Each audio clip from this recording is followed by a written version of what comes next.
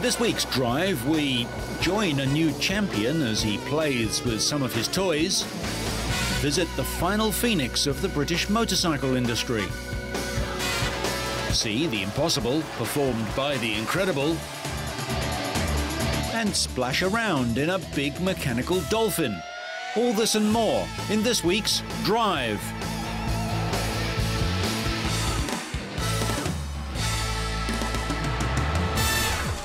Wrapping up the Premier titles officially, world champions Michael Schumacher and Sebastian Loeb received their trophies at the FIA Awards Gala in Monaco from Prince Albert. Schumacher dominated Formula One again, and his Ferrari teammate Rubens Barrichello was second, while the team won the Constructors' Championship. Loeb and co-driver Daniel Elena from Monaco won the World Rally title for Citroën. A British High Court judge has ruled against Formula One Supremo Bernie Ecclestone in a legal dispute with 3 banks that could weaken his long-running and vice-like hold on the sport. Yes, during the meeting we did here, in fact Bernie told us before it became news that he'd lost the court case. I have to say, and it's probably the right way to look at this, is that Bernie wasn't that concerned about it. I think he certainly gave us an assurance that his governance of the sport is still as strong as ever. And right now, in the sort of dying days of the current Concord Agreement that governs Formula One, I think that's important that we see a bit of stability at the top and that we as teams act in a professional and proper way and concentrate on the running of our businesses and that of the sport of Formula One, and let Bernie sort out the finances. I'm sure the time will come when there is a better distribution to the teams. The banks acquired their stake in Formula One after the Kirsch media empire collapsed, owing $1.6 billion. But I certainly, from a personal point of view, did not detect a man who I happen to be sitting next to in the meeting in any way, shape or form worried. He seemed the confident Bernie Ecclestone that he always is, and the body language wasn't somebody who was concerned that the future was going to be anything other than what it is at the moment. The banks control 75% of the holding company that owns the commercial rights to Formula One. The other 25% is owned by Bambino Holdings, an Ecclestone family trust.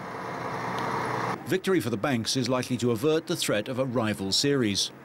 I think it is. We actually signed today an agreement for the French and British Grand Prix. So as far as the teams and the promoter Bernie Ecclestone are concerned, or the commercial rights holder Bernie Ecclestone are concerned, we have signed up for the British and French Grand Prix. Now there is still the issue of the BRDC doing their deal with Bernie Ecclestone. That does need to be done over the next few days. I would sincerely hope for all of Britain, for all of the people that love and want to see a British Grand Prix, that nothing after all this effort gets in the way of that deal going ahead. Team and track owners met Ecclestone to discuss cost-saving measures and the calendar for next year. The FIA, motorsport's governing body, has approved an unprecedented 19-race calendar for the Formula One World Championship for 2005. Included are the French Grand Prix on July the 3rd and the British Grand Prix a week later. Both races, classics of the Formula One calendar, were threatened after Bernie Ecclestone left them off his provisional list in favour of other races. The Formula One World Championship began at Silverstone in 1950, and Britain has hosted a Grand Prix every year since then. 6 of the 10 teams are based in England, and most are within an hour's drive of the famous track. Ecclestone left off the San Marino, French and British races and presented 16 races which included Bahrain and China, new for 2004, plus Turkey, new for 2005. Formula One teams are contracted for 16 races a year, with additional races being negotiated. The teams ran in 16 races in 2003 and 18 in 2004. They were reluctant to run in 19, but agreed when told it was the British Grand Prix that was threatened. Sao Paulo in Brazil is not only the home of the Brazilian Grand Prix, but also boasts the largest Japanese population outside Japan. After the final race of the season at the nearby Interlagos circuit, BAR driver Takuma Sato joined members of the Latin American media to participate in a crash course in sushi preparation. I know that Sao Paulo is a huge city, and obviously there is a big Japanese community in here. It's a very unique hotel in Sao Paulo. I'm very impressed. It's very stylish, and I like the way Japanese designer. Well, this afternoon I'm going to make some sushi in the master class. Under the guidance of Shinji Moroto, one of the experienced sushi masters from the Honda-owned Stanton House Hotel in the UK, Taku and the media were taught the basic concepts and methods of sushi making. Japan's top racing driver proved that he's a dab hand with a knife with a good eye for symmetry and presentation. With the season over, British American Tobacco and Honda have started the process which will see Honda buy 45% of the team, with the possibility that they will eventually own the team entirely. One result of this has been the resignation of team principal Dave Richards, who's left to concentrate on his ProDrive business, which runs the Subaru World Rally team and will oversee Aston Martin's return to sports car racing. Wow. Today, I think it was fantastic. I never tried making sushi in my life ever, but today we tried it, and Shinji told me how to do it precisely, and I can do just like this sushi in only 10 minutes or sometimes. So this is an amazing day.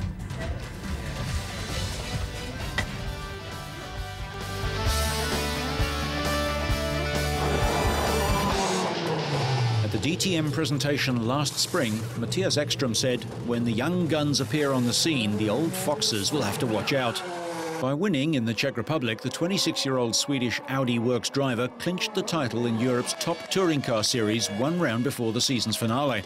He took the title for Audi in the first year of the brand's DTM comeback.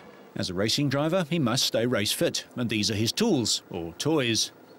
No, I think it's really a lifestyle. I mean, to get the possibility to train when we don't can drive with our DTM cars every day, to keep the balance, the fitness, and just keeping the concentration. You have to do something. I mean, the gym is working very good if you only want to be physically trained, but to be concentrated and to be motivated to make somehow a competition, I need something which is more real. Despite his title, the blonde lad from the village of Krulbo has remained true to himself.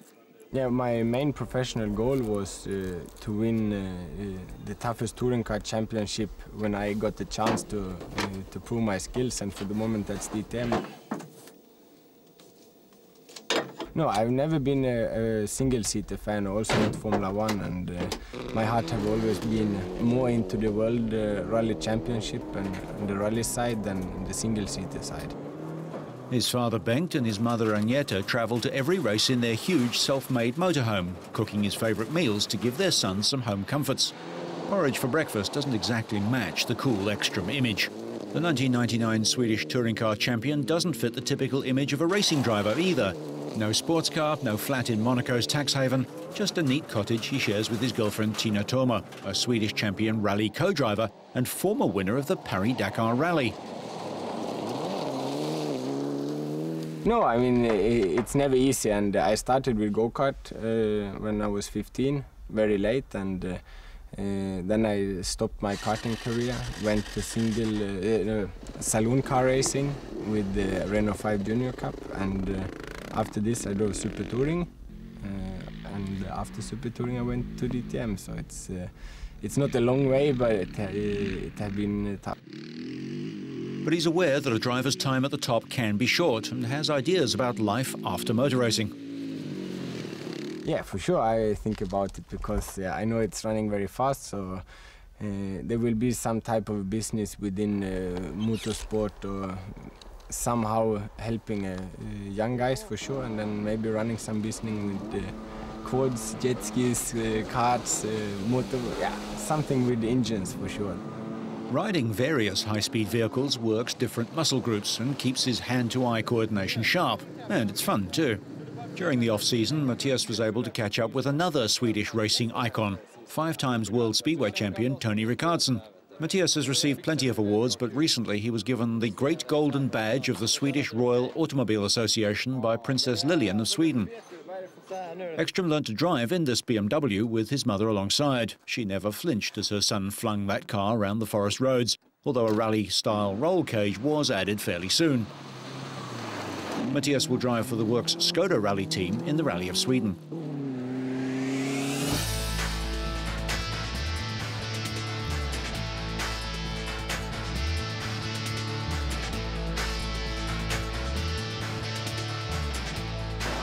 Hydrogen moved a little closer to being the fuel of the future recently when Shell Oil opened a new fuel station in Washington, D.C. The first hydrogen station for domestic vehicles opened a few miles from the US capital in the community of River Terrace.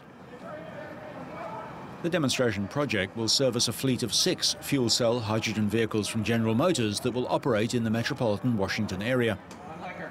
We believe that there's a real opportunity here for ourselves as businessmen as this grows in the future, for ourselves as consumers from the attractive fueling and from the experience of driving attractive vehicles, and ourselves as citizens because of the contribution to energy diversity and security, the contributions to the environment. So for me, I was absolutely thrilled. I lived this. Many car makers have hydrogen-powered prototypes, even production models, but until now there was nowhere to refuel, making hydrogen power rather impractical. But car makers have persisted with it because hydrogen is an environmentally friendly fuel, and there's plenty of it. What a fuel cell does is it really provides for a lot more freedom in the engineering, freedom in the design of the vehicles. And so what we find is the GM team is very excited about this new propulsion technology. In a sense, it's going to allow them to break the traditional molds of the existing internal combustion engine and really create new and exciting vehicles for our customers. The fact that one of the world's largest oil companies is selling hydrogen says a lot about where Shell thinks the future is. However, there remains some skepticism about the use of hydrogen as a replacement for oil. How are oil companies going to make it? How much will it cost to refit petrol fueling stations to accommodate hydrogen? Questions that the big corporations are addressing right now, because at the end of the road, there's money in it. Ever since the wheel was invented, mankind has searched for new ways to travel more efficiently. But as our transport technology improves, the world's traffic congestion gets worse, and the highways of California suffer from a bad traffic problem. Now, new technology is making some commuters' lives a little easier. SigAlert started back in 1998 when my partner and I both had day jobs working at an enterprise software company, and we had commutes. We wanted to know when we were driving home what the traffic was like and how bad it would be, and so we decided to create SigAlert.com. John Burke and partner Joel Johnson's website displays up-to-the-minute freeway conditions throughout the state of California. The site allows the user to see how fast the freeways are moving and get other valuable information through interactive icons. Our maps show you the speeds at a glance by looking at the color of the dots. We also show you the severity of the incident by looking at the color of the incident. So a red dot means very slow speeds, and a red incident means a very severe incident. So you can quickly glance at the map to see what the traffic is like. The two-man team started with very few contacts, and neither of them had any experience in the traffic industry other than sitting in countless jams. Starting from scratch, Joel and John formed relationships with an entire state in the traffic network. California is data rich. The accident information comes from the CHP database. The CHP officers, they enter the information into their little computers in the cars. The CHP dispatch center puts all of that information into a central database that we have access to. Along with the California Highway Patrol, information comes from Caltrans, California's Department of Transportation. Information is shared between the three groups and is finally displayed on the SigAlert website.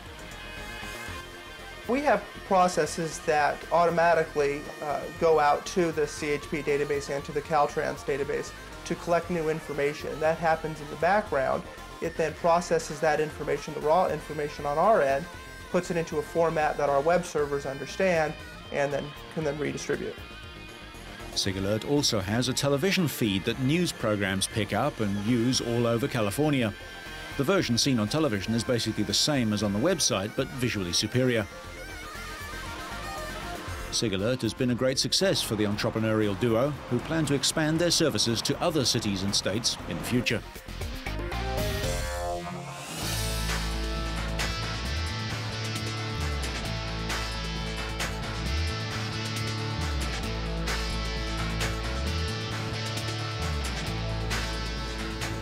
A large crowd was on hand to see the 18th staging of the Mediterranean Motocross Trophy at Duera near Algiers. The event was held for the second consecutive year on the newly built circuit about 50 kilometers west of the capital, in a country not normally associated with motorsport. The previous running of the event was at Marsa in Tunisia. 22 competitors from both sides of the Mediterranean took part in this race, and a sign of its increasing success was the number of sponsors and advertisers willing to be associated with it. The local federation desperately needs funding from the private sector.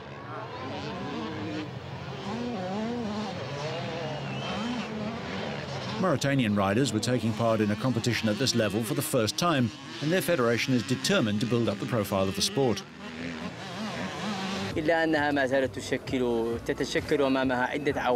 Motorsport is still facing a lot of obstacles.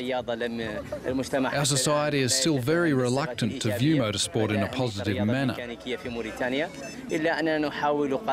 However, the Federation of Motorsports in Mauritania is trying to do our best to work for a better future for our sport. Algeria was a part of the Dakar Rally until the late 80s and gained valuable experience dealing with the logistics of that event. The Dakar Rally now runs through Morocco, but the organisers were hoping that the success of this kind of event will help bring the rally back to the Algerian desert.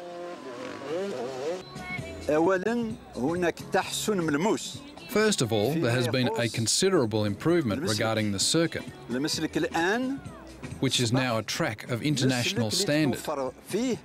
And as for the organisation of the event, well, as you can see, it has been a perfect day with no problems at all. The motocross event proved to be a success for the organisers, who learnt from mistakes that were made 12 months ago. However, the Algerians don't just want to get the Dakar Rally back, but are also pushing to be allowed to stage a Formula One Grand Prix. As in the past, in both the 125 and 250cc categories, French riders dominated the podium, but the North African riders gained valuable experience from the event and from exposure to top-class competition.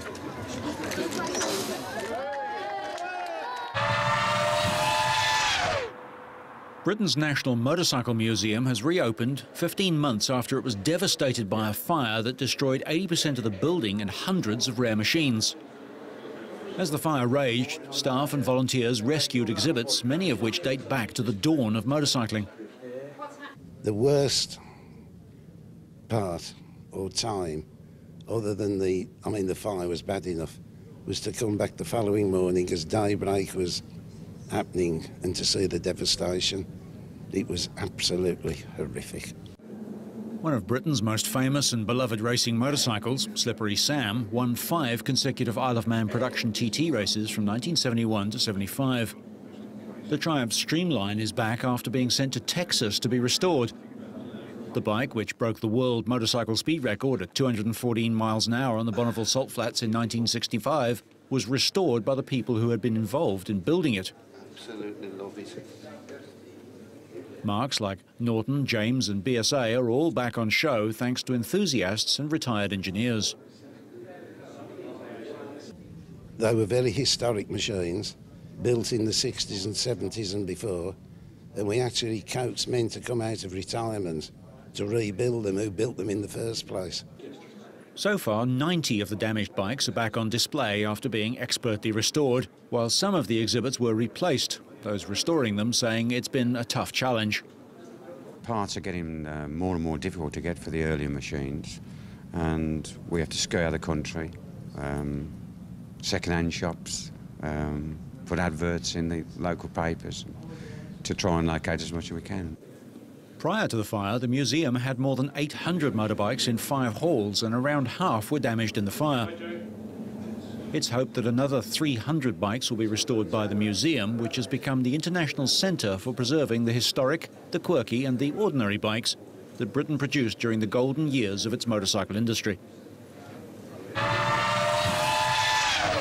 Almost 30,000 people gathered to watch some of the world's top riders participate at the Supercross Freestyle Jump Contest, a breathtaking display of motorcycle control. The sky, or at least the roof of the stadium, is the limit for these flying aces. Excitement was high on both the Friday and Saturday nights as some of the world's top riders performed breathtaking aerial stunts. The riders gave spectacular shows of motorcycle control that kept the crowd enthralled. Typical of stadium stunt competitions, run-up and landing space was tight, but that didn't slow the competitors down one bit. Stunts with names like Superman, Indian Air, Shaolin, Cliffhanger and Heart Attack were performed, each gravity-defying jump more daring than the last, but none equaled those of the Swiss freestyler Mathieu Ribot.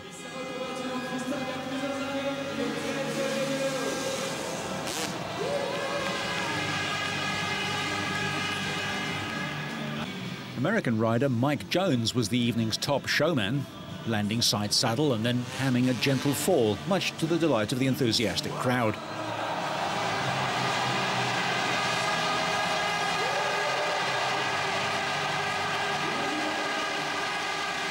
His next stunt was to jump and land without holding the bars of his bike. Lukmar, no hands.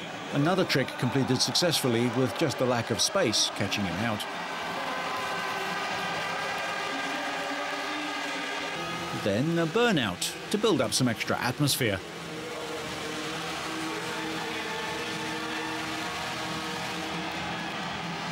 Mathieu Ribot performed the famous backflip, a stomach-churning loop-the-loop manoeuvre that only a few riders in the world can achieve, let alone in the tight confines of a small stadium like this.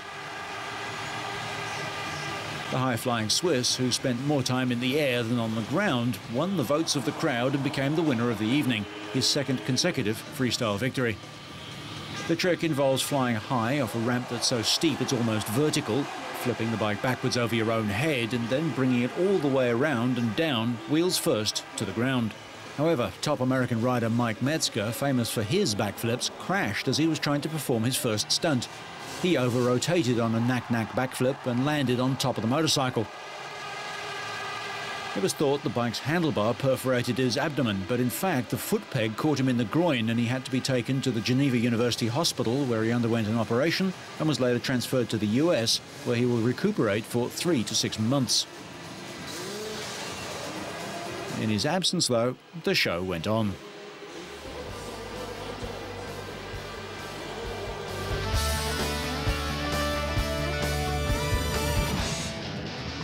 It looks like a dolphin and acts like a dolphin, but makes a lot more noise. This one-of-a-kind 4.4-metre fiberglass and Kevlar submersible was modelled on the world's favourite aquatic mammal. It uses a powerful petrol engine and 5 control surfaces to perform barrel rolls, leaps and dives. The bionic dolphin can do about 25 kilometres an hour underwater for up to 15 seconds before the engine is starved of oxygen, and can reach almost 50 kilometres an hour on the surface. It's taken $100,000 and 3 years of dedicated tinkering by New Zealander Rob Innes and his American business partner Dan Piazza in their California garage. It is powered by a Yamaha Wave Runner engine with 110 horse. It's a 2-stroke engine. Runs through a velvet drive transmission with a 2-to-1 gear reduction. You following this? We have the wings here that operate the controls for it rolling. The canopy here is made from an F-16, came from an F-16, and it's operated with latch levers like this. The craft has already been discovered by Hollywood. It appears in an Austin Powers film. I love that. That was so fun. The craft's makers believe it will have industrial, research and environmental uses, as well as being great fun, of course. So whether you like cutting the fine line in fish or water, or are just trying to get home so you stay on track and up to speed, make sure you catch next week's Drive.